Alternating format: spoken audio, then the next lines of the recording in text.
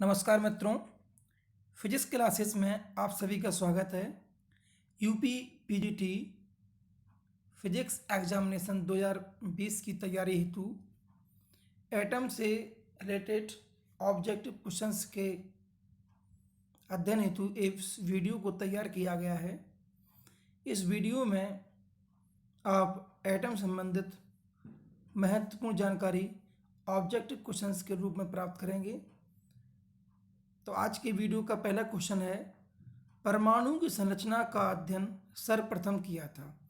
तो परमाणु की संरचना का अध्ययन सर्वप्रथम करने वाले वैज्ञानिक थे जे थॉमसन। तो पहले क्वेश्चन का आंसर फर्स्ट ऑप्शन होगा। क्वेश्चन नंबर सेकंड है, अल्फा कण के किसी नाविक से परिकिणित होने का कारण है। तो इसमें चार ऑप्शन दिए हैं, गुरुत्वाकर्षण बल, नाभिकीय बल, कूलाम बल और चुंबकीय बल। तो यहाँ पर अल्फा कण के किसी नाविक से परिकिणित होने का कारण होता है कूलाम बल, इसलिए सेकंड का ऑप्शन होगा third option. Question number third है, किसी नाविक से परिकिणित अल्फा कणों का मार्ग होता है। तो यहाँ पर क्वेश्चन नंबर थर्ड का आंसर होगा फोर्थ ऑप्शन, यानी कि अति परवलयाकार। क्वेश्चन नंबर फोर्थ है, अल्फा कणों के रदरफोर्ड परिकिणन प्रयोग से निष्कर्ष निकलता है कि क्या इलेक्ट्रॉन का कोणीय संवेग क्वांटीकृत होता है, इलेक्ट्रॉन की चक्रण गति होती है, नाभिक का आकार परमाणु से कहीं छोटा है और नाभिक में प्रोटॉन और इलेक्ट्रॉन होते हैं। तो अल्फा कणों के रदरफोर्ड परिकिणन प्रयोग से निष्कर्ष यह निकला था कि नाभिक का आकार परमाणु से कहीं छोटा होता है, इसलिए चौथे क्वेश्चन का जो आंसर है वो थर्ड ऑप्शन होगा। क्वेश्चन नंबर 5 है, द्रव्यमान स्मॉल m आवेश q तथा वेग v का एक अल्फा कण आवेश कैपिटल Q तथा द्रव्यमान कैपिटल M के एक नाविक पर आपतित होता है, निकटतम पहुंच की दूरी होगी। तो यहाँ पर इसका एक सूत्र है, निकटतम पहुंच की दूरी बराबर q upon 2 epsilon not mv square, अर्थात इसे ऐसे लिख सकते हैं 1/4 pi epsilon not 2 q1 q2 upon mv square.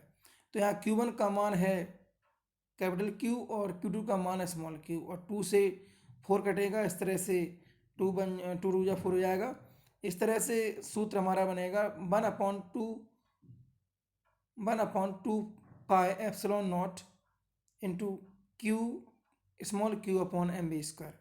इस तरह से क्वेश्चन नंबर फिफ्थ का आंसर होगा option number second. Question number 6 है, ऊर्जा 1/2 mv स्क्वायर का एक अल्फा कण आवेश Ze के एक भारी नाविक की ओर आता है। अल्फा कण की नाविक से निकटतम पहुंच की दूरी s अनुक्रमानुपाती होगी। तो क्वेश्चन नंबर 6 का आंसर होगा 1/m के। तो 1/m के अनुक्रमानुपाती होगी क्या, निकटतम पहुंच की दूरी। ओके, वो भी किसकी, अल्फा कण की नाविक से। तो क्वेश्चन नंबर 6 का आंसर होगा option number first. Question number 7 है, ऊर्जा 5.0 m मेगा इलेक्ट्रॉन वोल्ट का एक अल्फा कण एक स्थिर यूरेनियम नाविक परमाणु क्रमांक Z92 से कोण 180 डिग्री पर परिकिणित होता है। अल्फा कण की नाविक के निकटतम पहुंच की दूरी का कोटि मान है। तो यहाँ कोटि मान की अगर बात करें तो क्वेश्चन नंबर 7 का आंसर होगा 10⁻11 सेंटीमीटर। क्वेश्चन नंबर 8 है, एक परमाणु के नाविक की त्रिज्या की कोटि होती है। तो एक परमाणु के नाविक की त्रिज्या की कोटि होती है 10⁻15 मीटर, इसलिए क्वेश्चन नंबर 8 का आंसर होगा थर्ड ऑप्शन। क्वेश्चन नंबर 9 है, 7 लिथियम तथा 56 Fe यानी कि आयरन नाविक की त्रिज्या का अनुपात होगा। तो यहाँ त्रिज्या का जो अनुपात है वो 1:2 होगा, क्योंकि R1/R2 जो है ना उसका घन निकलता है। तो जब घन निकलेगा तो 7/56 होगा, और 7 8 जा 56 होता है, यानी कि 1/8 का घन निकालेंगे तो 1/2 आएगा। इस तरह से क्वेश्चन नंबर 9 का जो आंसर होगा वो 1:2 होगा। ओके, यानी इनकी option number second. Question number 10 है, किसी परमाणु के नाभिक के आकार तथा बोर त्रिज्या के कोटिमान हैं क्रमशः।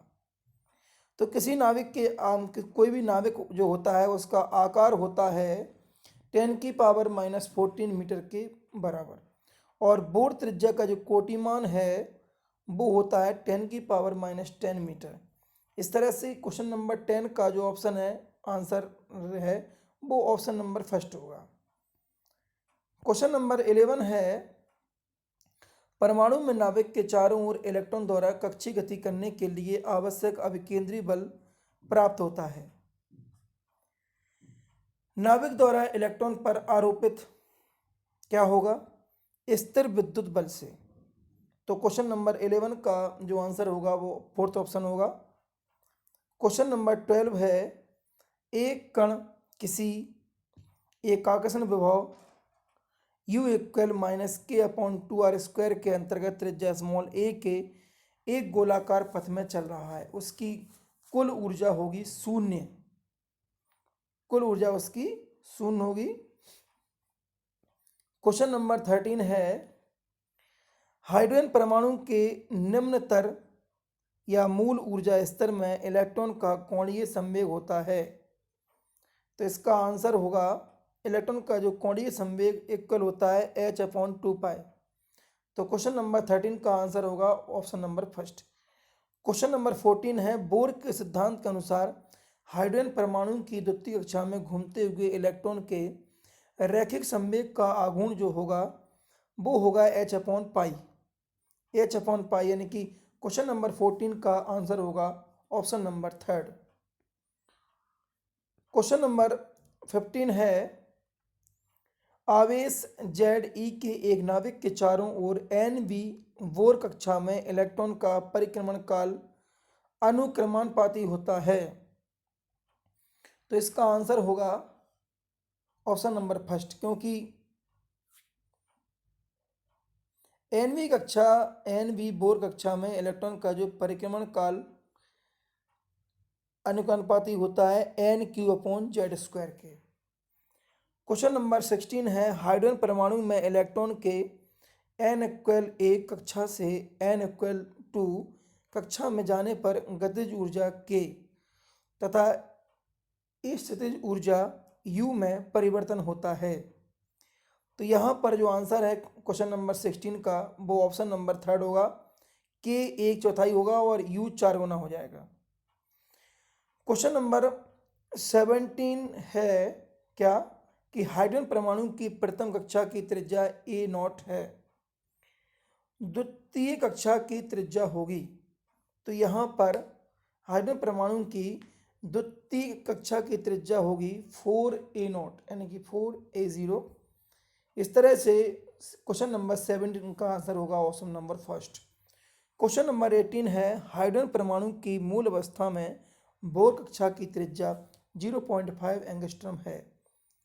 He पॉजिटिव की तीसरी उत्तेजित अवस्था में इलेक्ट्रॉन की कक्षा की त्रिज्या होगी। तो क्वेश्चन नंबर 18 का आंसर होगा ऑप्शन नंबर सेकंड, क्योंकि इसका मान होगा 4 एंगस्ट्रॉम। क्वेश्चन नंबर 19 है, बोर कक्षाओं की त्रिज्याओं में अनुपात होता है। तो बोर कक्षाओं की त्रिज्याओं में अनुपात जो है वो 1:4:9 होता है। इस तरह से क्वेश्चन नंबर 19 का आंसर होगा option number third. Question number 20 है, एक द्विपरमाणुक अणु में दूरी स्मॉल r पर द्रव्यमान स्मॉल m1/m2 के 2 परमाणु हैं। बोर के क्वांटम प्रतिबंध के अनुसार nवें स्तर की ऊर्जा होगी।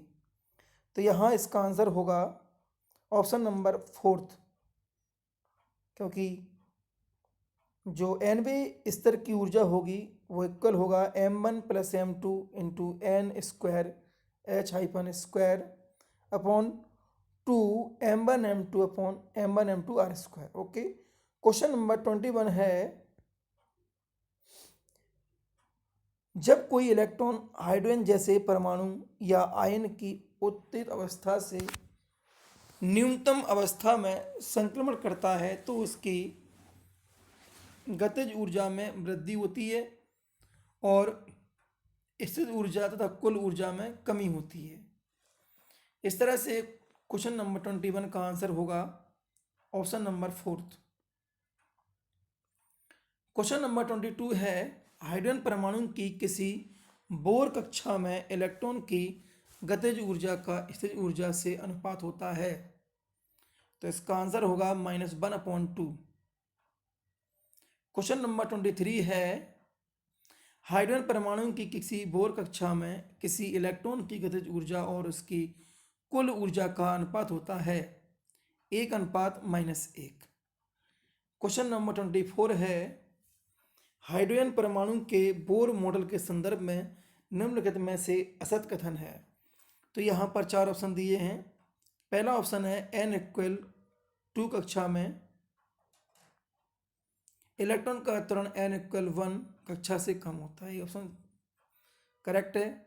सेकंड ऑप्शन है n=2 कक्षा में इलेक्ट्रॉन का कोणीय संवेग n=1 कक्षा से अधिक होता है, क्वेश्चन नंबर सेकंड भी करेक्ट है, सॉरी ऑप्शन नंबर सेकंड भी करेक्ट है। ऑप्शन नंबर थर्ड है n=1 कक्षा में इलेक्ट्रॉन की गतिज ऊर्जा n=1 कक्षा से कम होती है, ये भी ऑप्शन नंबर थर्ड करेक्ट है। ऑप्शन नंबर फोर्थ है n=2 कक्षा में इलेक्ट्रॉन की स्थितिज ऊर्जा n=1 कक्षा से कम होती है, तो ऑप्शन नंबर जो फोर्थ है वो रॉन्ग है, इसलिए क्वेश्चन नंबर 24 का आंसर होगा option number fourth. Question number 25 है, हाइड्रोजन की प्रथम बोर कक्षा में इलेक्ट्रॉन की चाल और प्रकाश की चाल का अनुपात पूछा गया है, जहां पर ई, एच और सी के अर्थ समान हैं।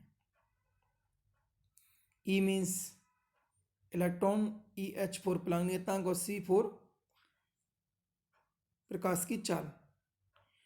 तो क्वेश्चन नंबर 20 का आंसर होगा ऑप्शन नंबर फोर्थ, क्योंकि यहाँ जो अनुपात होगा वो E²/2ε0CH होगा। ओके, क्वेश्चन नंबर 26 है, बोर की प्रथम कक्षा में इलेक्ट्रॉन की चाल होती है, तो बोर की कक्षा में प्रथम कक्षा में इलेक्ट्रॉन की जो चाल है वो C/137 होती है, अर्थात क्वेश्चन नंबर 26 का जो आंसर है वो ऑप्शन नंबर फोर्थ होगा। क्वेश्चन नंबर 27 है, माना किसी इलेक्ट्रॉन को बल F=K/R द्वारा मूल बिंदु की ओर आकर्षित किया जाता है, जहां K एक नियतांक तथा R मूल बिंदु से इलेक्ट्रॉन की दूरी है। बोर मॉडल के अनुसार यदि इलेक्ट्रॉन की n कक्षा की त्रिज्या Rn व इस कक्षा में गतिज ऊर्जा Kn है तो सत्य कथन है। तो क्वेश्चन नंबर 27 का जो आंसर है वो ऑप्शन नंबर सेकंड होगा, Kn, n पर निर्भर नहीं करता है, जबकि Rn अनुक्रमणपाती होता है n के। ओके, जहां n क्या है, n कक्षा की त्रिज्या Rn है और n है nवीं कक्षा। ओके, क्वेश्चन नंबर 28 है, सोडियम परमाणु Z=11 की द्वितीय कक्षा में इलेक्ट्रॉन का वेग v है, इसकी 5वीं कक्षा में इलेक्ट्रॉन का वेग जो होगा वो 2/5 × v होगा। इस तरह से 28 का जो आंसर है वो ऑप्शन नंबर फोर्थ होगा। सोडियम की पीली रेखा की जो तरंग दैर्घ्य है वो 6896 एंगस्ट्रम है, इसकी तरंग संख्या होगी, तो इसकी तरंग संख्या अगर हम ज्ञात करें तो वो निकलेगी 16,961 प्रति सेंटीमीटर। क्वेश्चन नंबर 30 की हम बात करें तो क्वेश्चन नंबर 30 है, एक इलेक्ट्रॉन को हाइड्रोजन परमाणु के n=10 स्तर से निष्कासित करने के लिए ऊर्जा होगी तो एक इलेक्ट्रॉन को हाइड्रोजन परमाणु के n=10 स्तर से निष्कासित करने के लिए जो ऊर्जा होगी वो उसका मान होगा 0.136 इलेक्ट्रॉन वोल्ट। क्वेश्चन नंबर 31 है, हाइड्रोजन परमाणु की प्रथम कक्षा में एक इलेक्ट्रॉन ऊर्जा 13.6 इलेक्ट्रॉन वोल्ट से बद्ध है। यदि हाइड्रोजन परमाणु n=3 अवस्था में है तो उसे आयनित करने के लिए आवश्यक ऊर्जा होगी। तो इसका आंसर होगा 1.51 इलेक्ट्रॉन वोल्ट। क्वेश्चन नंबर 32 है, मूल अवस्था से हाइड्रोजन परमाणु को उत्तेजित करने के लिए आवश्यक न्यूनतम ऊर्जा होती है। तो मूल अवस्था से हाइड्रोजन परमाणु को उत्तेजित करने के लिए आवश्यक जो न्यूनतम ऊर्जा का मान है वो होता है 10.2 इलेक्ट्रॉन वोल्ट। प्रथम उत्तेजित अवस्था से हाइड्रोजन परमाणु के आयनन के लिए जो आवश्यक ऊर्जा है वो होती है 3.4 इलेक्ट्रॉन वोल्ट। क्वेश्चन नंबर 34 है, एक हाइड्रोजन परमाणु के लिए यदि आयनन ऊर्जा 13.6 इलेक्ट्रॉन वोल्ट हो तो उसकी निम्नतम अवस्था से ठीक उसके बाद वाली उच्च अवस्था में उत्तेजित करने के लिए ऊर्जा का जो मान होगा वो होगा 10.2 इलेक्ट्रॉन वोल्ट। क्वेश्चन नंबर 35 है, हाइड्रोजन का आयनन विभव 13.6 वोल्ट है। जब इलेक्ट्रॉन पहली उत्तेजित अवस्था से मूल अवस्था में आता है तो उस समय उत्सर्जित फोटोन की ऊर्जा होगी। तो उस समय उत्सर्जित फोटोन की ऊर्जा होती है 10.2 इलेक्ट्रॉन वोल्ट। क्वेश्चन नंबर 36 है, हाइड्रोजन परमाणु का उसके n=4 स्तर से n=1 स्तर पर संक्रमण के कारण उत्पन्न प्रतिक्षिप्त संवेग होगा। तो प्रतिक्षिप्त संवेग होगा उस समय 12.75 इलेक्ट्रॉन वोल्ट प्रति कूलम। क्वेश्चन नंबर 37 है, हाइड्रोजन जैसे परमाणु में इलेक्ट्रॉन का n क्वांटम संख्या वाले ऊर्जा स्तर से n-1 क्वांटम संख्या वाली दूसरी ऊर्जा स्तर पर संक्रमण होता है। यदि n very very greater than 1 हो तो उत्सर्जित विकिरण की आवृत्ति अनुक्रमानुपाती होती है। तो यहाँ पर जो आंसर होगा वो फोर्थ ऑप्शन का होगा, क्योंकि 1/n³ जो उत्सर्जित विकिरण की जो फ्रिक्वेंसी होगी अनुक्रमानुपाती होगी वो किसकी होगी, 1/n³। क्वेश्चन नंबर 38 है कि यदि लाइमन श्रेणी की सीमा आवृत्ति VL है तो फुंड श्रेणी की सीमा आवृत्ति होगी। तो फुंड श्रेणी की सीमा आवृत्ति होगी VL/25। ओके। क्वेश्चन नंबर 39 है, बामर श्रेणी की अंतिम लाइन तथा लाइमन श्रेणी की अंतिम लाइन की तरंग दैर्ध्यों का अनुपात है। तो बामर श्रेणी की अंतिम लाइन और लाइमन श्रेणी की अंतिम लाइन की तरंग दैर्ध्यों का जो अनुपात होता है वो 4 होता है। कितना होता है? 4। क्वेश्चन नंबर 40 है, हाइड्रोजन के वर्णक्रम में लाइमन तथा बामर श्रेणियों की दीर्घतम तरंग दैर्ध्यों का जो अनुपात होता है वो होता है 5/27, यानी कि 5/27। क्वेश्चन नंबर 41 है, ड्यूटेरियम की तुलना में हाइड्रोजन को आयनीकृत करना आसान है। क्योंकि ड्यूटेरियम की तुलना में हाइड्रोजन का नाभिक हल्का होता है, इसलिए। क्वेश्चन नंबर 42 है, बामर श्रेणी की न्यूनतम और अधिकतम तरंग दैर्ध्यों का जो अनुपात होता है वो होता है 5/9, यानी कि 5:9। क्वेश्चन नंबर 43 है, रेडबर्ग नियतांक कैपिटल R के पदों में प्रथम बामर रेखा की जो तरंग संख्या होती है वो होती है 5R/36। क्वेश्चन नंबर 44 है, बामर श्रेणी की प्रथम रेखा की तरंग दैर्ध्य 6563 एंगस्ट्रॉम है। हाइड्रोजन के लिए रेडबर्ग नियतांक का मान होगा लगभग कितना होगा 1.09 इंटू 10⁻7 प्रति मीटर। क्वेश्चन नंबर 45 है हाइड्रोजन के लिए रेडबर्ग नियतांक कैपिटल आर होता है। तो हाइड्रोजन के लिए रेडबर्ग नियतांक आर इक्वल होता है 1/4πε0 का whole square into pi 2π square me⁴ upon CH3। Okay.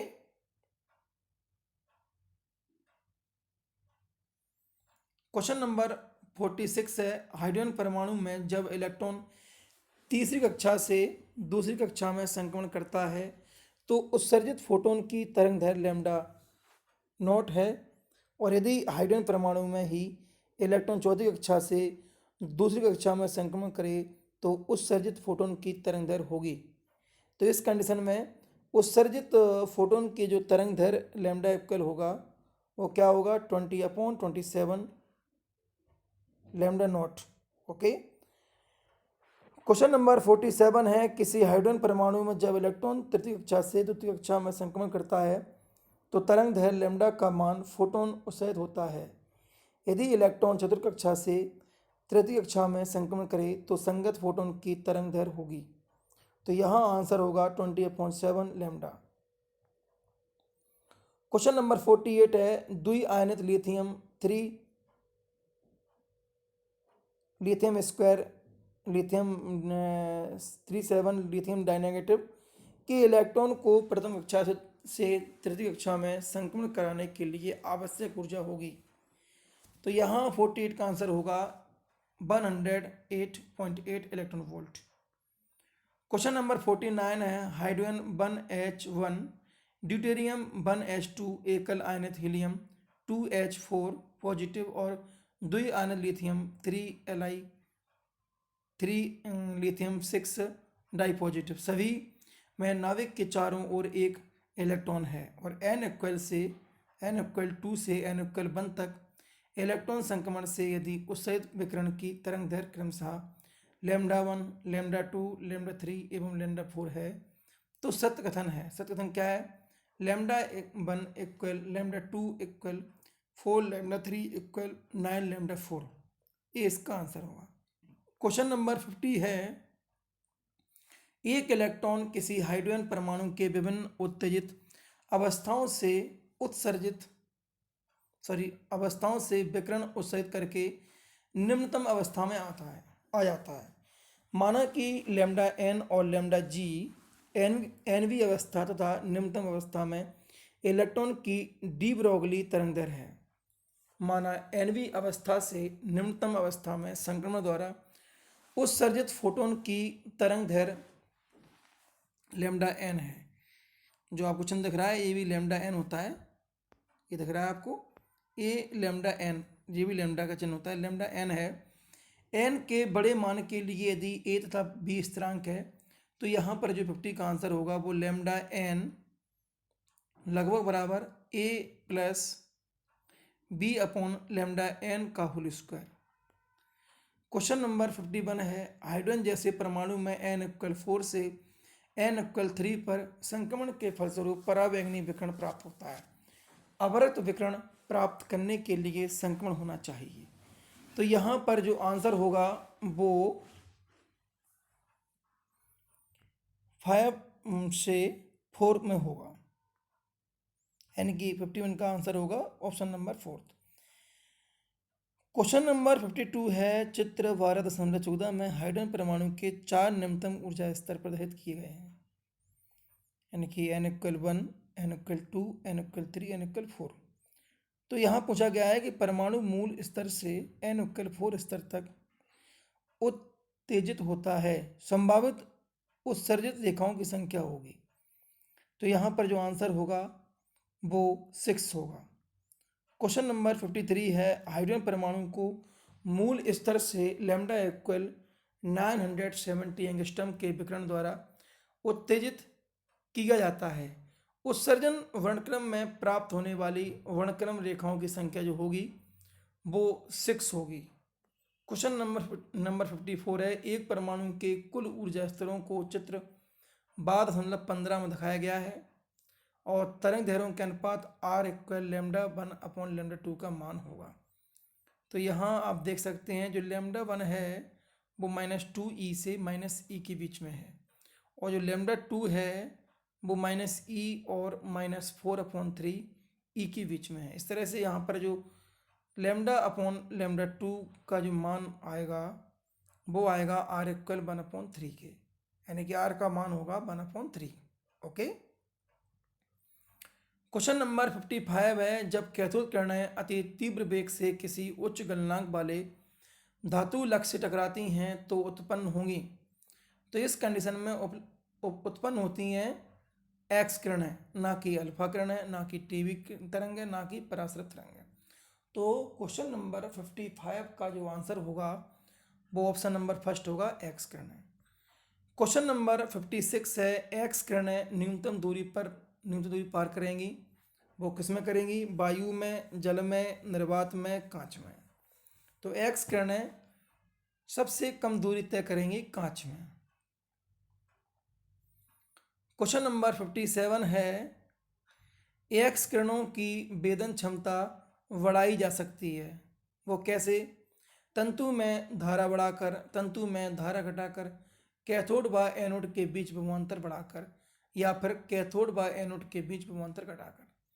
तो एक्स किरणों की वेदन क्षमता यदि इनको बढ़ाना है तो हमें कैथोड व एनोड के बीच विभवांतर बढ़ाना पड़ेगा। इस तरह से 57 क्वेश्चन नंबर 57 का जो आंसर है वो ऑप्शन नंबर थर्ड होगा। क्वेश्चन नंबर 58 है, एक्स किरणों की वेदन क्षमता निर्भर नहीं करती है। तो एक्स किरणों की जो वेदन क्षमता है वो तरंग दैर्घ्य पर निर्भर करती है, ऊर्जा पर निर्भर करती है, विभवांतर पर निर्भर करती है, लेकिन तंतु की धारा पर निर्भर नहीं करती है। इस तरह से क्वेश्चन नंबर 58 का जो आंसर होगा वो ऑप्शन नंबर फोर्थ होगा। क्वेश्चन नंबर 59 है, अल्पभेदी और अल्पभेदी एक्स किरणों में अंतर होता है। तो क्या अंतर होता है? इनमें अंतर होता है फ्रीक्वेंसी यानी कि आवृत्ति का। तो क्वेश्चन नंबर 59 का आंसर होगा option number third. Question number 60 है, एक्स किरणें विक्षेपित हो सकती हैं विद्युत क्षेत्र द्वारा, चुंबकीय क्षेत्र द्वारा, विद्युत तथा चुंबकीय दोनों क्षेत्रों द्वारा,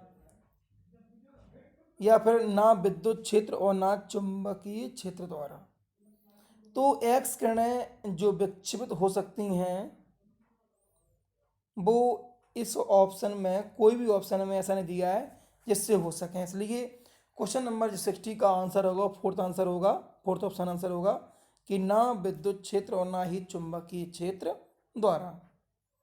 ओके। क्वेश्चन नंबर 61 है, एक्स किरण नलिका से उत्सर्जित एक्स किरणों की न्यूनतम तरंगदैर्घ्य निर्भर करती है।